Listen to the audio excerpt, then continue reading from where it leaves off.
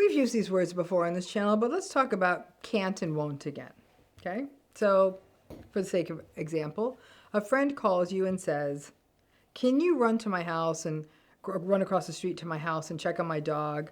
And you say, oh no, I can't, because you're in another country. And so you say, I can't, I'm in wherever you are. Or your partner asks if you are willing to go to an early dinner.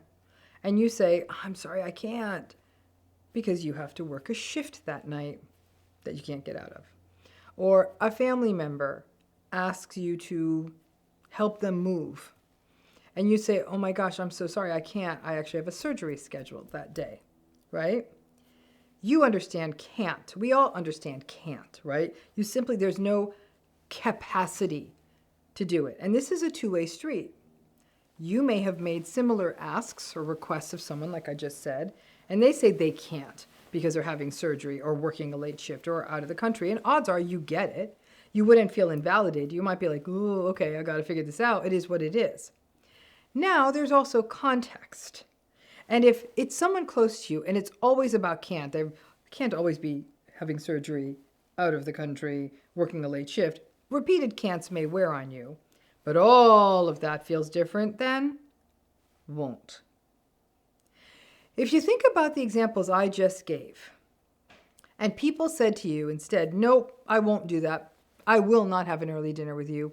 No way, I will not help you move. I won't run next door and let your dog out. That feels different, right? That feels like an FU. And think about how you would feel about doing that. Someone asks you to maybe do something simple or something that you feel is appropriate to ask, and you say, no, I won't do that. Most of you very empathic souls who watch this channel would say, oh no, I could not say that. That would be really hard for me. Some folks make it sound like setting boundaries is as simple as won't. Like, no, I won't do that. Well, good luck with that, all right? And this distinction between can't and won't relates to how we communicate needs in the narcissistic relationship and why these relationships feel so messed up. Because over the years, it's not about how the narcissistic person can't meet your needs. It's often that they won't. A person who won't meet a very basic need, but is fully capable of doing so, that can reflect sort of a lack of empathy, a lack of interest, a lack of attunement, an entitlement. I can't be bothered, a lack of caring. The argument that is often made is that narcissistic people can't meet your needs. You might even be told that the narcissistic people do not have sort of an internal apparatus that would allow them to meet your needs, that they don't have the empathy, the sweetness, the warmth, the kindness. Maybe they don't have those things. But it's interesting because they are often able to meet requested needs from other people where the stakes matter to them. I don't know, a boss or something like that. So it's not a can't, it's a won't. For a long time, the trauma bond is about you believing the can't, that they can't do this, they can't do that. We make excuses on the basis of the can't. They can't, they're too busy, they don't know how, they were never shown. But in most cases, the narcissistic person will meet this need for other people if it benefits them, or do the thing that matters for others because they're going to get grandiose compliments about it. So it's not about can't, they just won't. To really think about this, it is important to go beyond things people can do, right? Because the things we're talking about, come to dinner, let the dog out. That might even be too simple a way to think about this, and evolving the thinking about this into emotional presence. That they not invalidate you, they not gaslight you, right? They can do that. But not only will they not acknowledge that they're doing those things like gaslighting you, they will then go further and say that you're too sensitive, etc., etc. You know the drill. They won't be present. They won't see your reality. They won't hold space for your emotions without viewing you as crazy.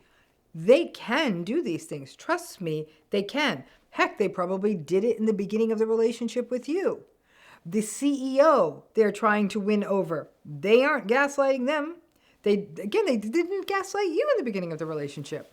But the power play and the dismissive contempt that overtakes all narcissistic relationships means that they won't do those things for you.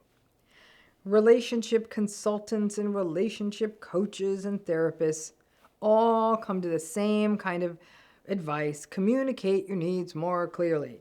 That's why they aren't able to do those basic relationship 101 things like acknowledge you when you talk.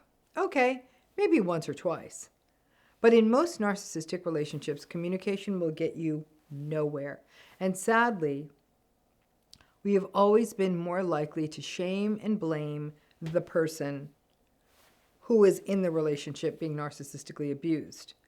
Maybe they aren't doing you do things like, maybe they aren't doing the thing that I need because I didn't make it clear. Kiss my ass. That's not what this is. There's no way to make it clear. And many survivors of these relationships spend years in shame, thinking that they were not capable of communicating clearly. I don't care if you speak, text, send Morse code, telegram, email, snail mail, an ad in the paper, skywrite it. None of that's going to work. And that, combined with the narcissistic sense of that maybe they can't, it's not true. It can mess with your head and keep leaving you with the sense of, what am I doing wrong? It's not you. Focusing on the won't can or will also help you cut through the trauma bonding, because if you can hold on to that idea that they do have the capacity, they've even shown you the capacity in your relationship or with others, and then they don't do it, in most relationships, then it's not a can't. It's a won't. And those won'ts do not feel good. Thanks again.